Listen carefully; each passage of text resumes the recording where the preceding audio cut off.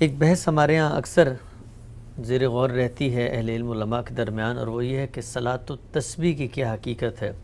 ایک استدلال یہ پیش کیا جاتا ہے، اگرچہ وہ روایات جن میں یہ نماز ثابت ہوتی ہے سند کے لحاظ سے تو ضعیف ہیں، لیکن اگر دین کے مجموعی مزاج، عبادات کی حیت اور درایت کے نقطہ نظر سے دیکھا جائے تو ان روایات کو قبول کیا جا سکتا ہے۔ آپ کی نظر میں صلاۃ التسبیح کیا کوئی نماز ہے جو اس کی خاص نوعیت کی شکل، اس کے اعمال و اذکار ہیں، ثابت ہے، اور کیا روایت کو درایت کی بنیاد پر قبول کیا جا سکتا ہے؟ یہ روایت کو سب سے پہلے روایت کی بنیاد کے اوپر قبول کرنا چاہیے یا رد کرنا چاہیے۔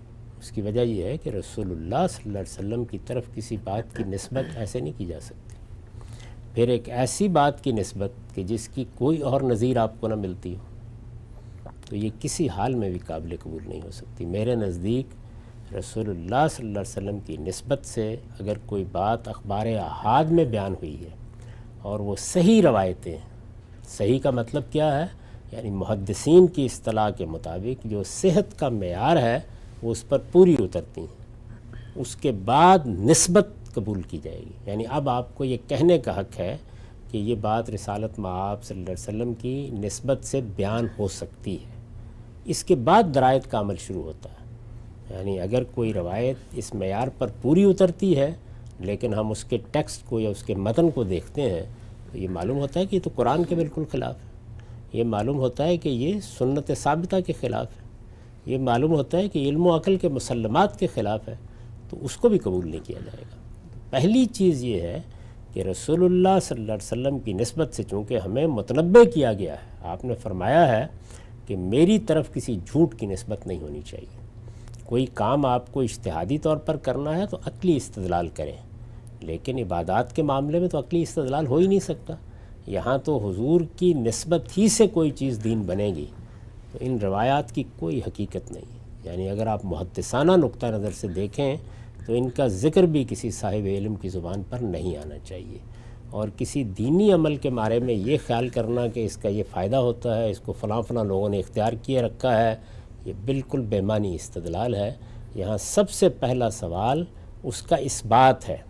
ہمارے دین میں یہ نہیں ہے کہ ہم کوئی فلسفہ بنا کے پیش کر دیں گے۔ قرآن مجید کا اثبات کیسے ہوتا ہے؟ اجماع اور تواتر سے۔ سنت کا اثبات کیسے ہوتا ہے؟ اجماع اور تواتر سے۔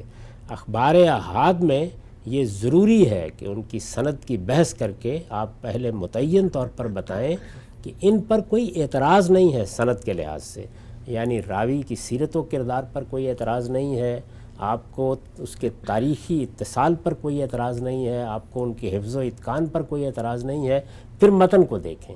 یہ قرآن کے خلاف تو نہیں، سنت کے خلاف تو نہیں، علم و عقل کے مسلمات کے خلاف تو نہیں۔ ان تمام کسوٹیوں پر پرکھنے کے بعد آپ کو حق ہوتا ہے کہ آپ حضور کی نسبت سے اس بات کو بیان کریں۔ تو اس وجہ سے میں تو اس کو کسی حال میں بھی ادنیٰ درجے میں بھی قبول نہیں کر سکتا۔ میرے نزدیک دین کے معاملے میں آپ کو بڑی محکم دلیل کی بنیاد پر کوئی بات کہنی چاہیے، اس سے ہٹ کے نہیں کہی جا سکتی۔ یہ تو ہے روایت کا معاملہ۔ درایتاً بھی ہمیں جو نماز سکھائی گئی ہے، جو آداب بتائے گئے ہیں، حج کے مناسک بتائے گئے ہیں، اس میں کسی جگہ بھی یہ طریقہ اختیار نہیں کیا گیا کہ 10 مرتبہ یہ کریں اور یہ کریں۔ یہ کچھ صوفیانہ قسم کی روایات ہیں جو ہمارے ہاں آ گئی ہیں، میں ان کو بالکل بے بنیاد سمجھتا ہوں۔ تو ہم سب پھر یہ کہا جا سکتا ہے کہ صلاۃ التسبیح ایک بدعت ہے؟ دیکھیے، جب کوئی آدمی کسی روایت سے استدلال کر رہا ہو تو اس کے استدلال کی غلطی واضح کی جاتی ہے۔ بدعت کسی چیز کو اس وقت کہا جاتا ہے جب بغیر استدلال کے کوئی آدمی محض یہ کہہ کر کوئی بات پیش کرے کہ ایک اچھی بات ہے، میری طرف سے قبول کر لیجیے۔ ٹھیک ہے۔ تو اس لیے میں بس استدلال ہی پر تنقید کروں گا۔